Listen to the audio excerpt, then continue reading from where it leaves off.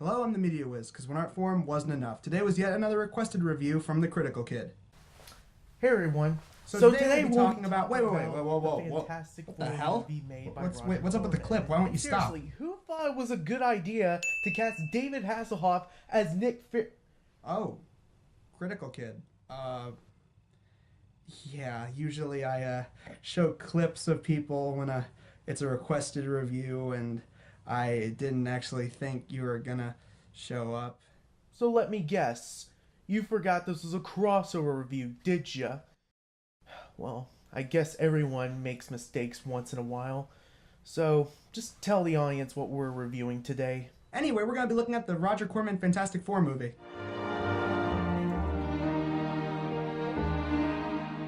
Oh, Roger Corman, we finally meet yet again. Now, for those who think that I'm hating on the dude, I am simply not. In fact, this guy has brought me some major laughs, some major surprises, and some major frustrations to my show. But with that said, you can't deny that the majority of his films are mediocre at best. And this film is no exception. This is probably one of Roger Corman's most crowning achievements of crap. Or is it? While people do refer to this movie as Roger Corman's Fantastic Four, the fact of the matter is that he didn't direct it nor wrote the script. In fact, the only thing he had a hand in was producing the movie itself. The movie was also produced by the German film company Constantine Films, who also had the rights to the Fantastic Four, but needed to make a film as quickly as they could before they lost the rights. So with a budget of $2 million and a month's worth of time, they rushed the movie out, and it clearly freaking shows. So in other words, yes, it is the film equivalent of E.T. for Atari. But the big question here is, does it deserve all the hate that it gets from a lot of major comic book fans? Well, let's find out. Now, before we start, I would like to point out that this movie never had a DVD nor VHS release. So the only way you can really watch this movie is from the far regions of the internet. Alright, so the movie opens up in a college campus where we're introduced to Reed Richards, Ben Grimm, and Victor Von Doom. Oh gee, I wonder who the main villain of the movie is going to be. Can't possibly be the guy who has the word Doom in his last name. Anyway, we see Reed and Victor doing a secret experiment on the comet Colossus. Insert X-Men joke here. Which goes horribly wrong, resulting in Victor being electrocuted. It's electrified! We then cut to 10 years later, where Reed is being assisted by his two roommates, Sue and Johnny Storm, as well as their college buddy, Ben Grimm. They head into space with the same experiment that they started 10 years ago, but little do they know that it's actually a fake swapped by the evil guy known as the Jeweler, a character who wasn't originally from the comics, but was made exclusively for this movie. And even though this guy looks like a cross between the Leprechaun and the Penguin, his personality is a lot more similar to Mold Man's. In fact, why can't they just call him Mold Man? They have the rights to the source material, so what's their excuse? Hey, what? And speaking of introducing pointless characters, Reed and Ben bumps into this blind woman named Alicia, and sure enough, Ben falls in love with her. And while she was in the comics per se, her character felt a little bit shoehorned in. Throughout the whole entire movie, she's nothing but the love interest / Princess Peach of this whole entire movie. Seriously, you can easily cut her out of this movie and not an ounce of value would be lost. Yeah, she's pretty irrelevant in this movie. Her plotline basically consists of Ben likes her, Jeweler kidnaps her, the Thing saves her, Ben and her become a thing. Yeah.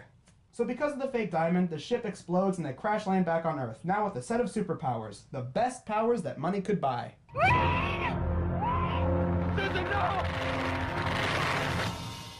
Well, on a Corman budget anyway. So Doom sent his troops, disguised as the military, to quote, save the Four. But instead of saving them, they kidnap them and bring them back to Doom. But luckily, they are able to escape thanks to the crappy transition that even Windows Movie Maker would be laughing at it.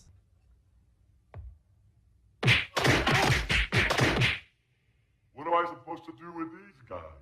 And soon enough, they become the proper Fantastic Four, complete with matching suits and all. They show up to stop Doom from his evil plans to take over the world, but he captures Alicia and held her hostage until they surrender. And it's at this point that you can predict your own ending. The movie is very cookie cutter from beginning to end. As you'd expect, they have to stop Doom from taking over the world, and it ends with Reed's wedding, and they're all in costume. Look, I know this was based on comic books, but sometimes you gotta take a step back and realize things look way too silly even for the movies you're making them for. The whole thing is a very generic origin story that every other Marvel movie has fallen into, and despite what the actors were given to work with, they actually do it pretty well. You can clearly see they're trying to put their all into these roles. And while there are some decent performances that I truly like, there were some that were way too silly even for comic book standards. In my personal opinion, I think the character that could dial it back a bit was the jeweler. I'm sorry, but he just comes off as way too over the top. Seriously, Willem Dafoe's Green Goblin was more subtle than this.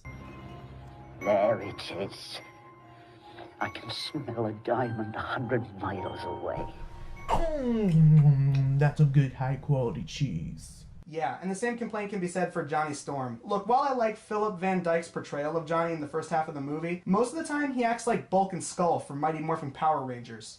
I don't know, I just concentrate on a part of my body, like my hand, and I just lay him on.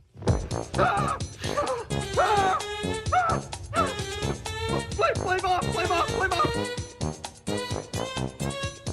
And lastly, let's talk about the effects. The silly, stupid, laughable effects. Now, I realize that this movie had all the budget of a ham sandwich, but the effects of this film are just plain goofy. Well done to a certain extent, but goofy nevertheless. The costumes on Dr. Doom and the Thing are pretty impressive. The invisibility effect on Sue was actually better than what was to be expected from a Roger Corman movie. However, Reed's hand-stretching effect is not that great. And of course, how can we forget the best worst effect in the entire movie? Near the end, Johnny uses his Human Torch powers to stop a laser beam that Doom aimed at New York City, and he defeats it by using the leftover CGI from Beast Wars. Overall, this movie's bad, but it's an enjoyable kind of bad. And that's what to expect from Corman. It's bad, but at least it's made with some labor of love. Despite the $2,000 budget for this movie and a pressing due date, I think that the actors and the director put their all into this movie. And besides, I'd much rather sit through that movie than through the Josh Trank's Fantastic Four piece of crap. I think the closest thing that will ever get to a good Fantastic Four movie is the 2005 version. Sure, it's not a perfect movie, but at least it's an entertaining one at that. Silver Surfer, on the other hand, well, that's a whole nother story. You could say that again. So, I'm the Media Whiz, because one art form wasn't enough. And I'm the Critical Kid. Don't know how to close out this video properly, so, flame on!